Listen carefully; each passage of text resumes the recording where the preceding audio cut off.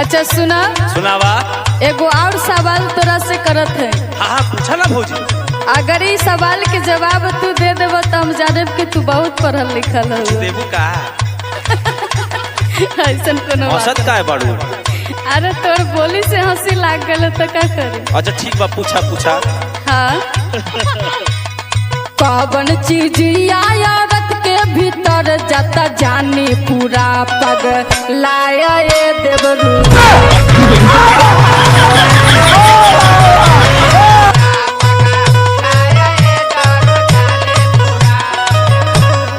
ए भौजी। हाँ बोला ना देवर जी। इतना सरल सरल सवाल पूछबू के ना बताती, गांव कोनो छोट के लइको बता दी। अच्छा तू बताओ। तो 5 में जो पढ़त था वो बता दे। हाँ सुना। अरे शंका जब जाला औरत के भीतरिया ता जानी पूरा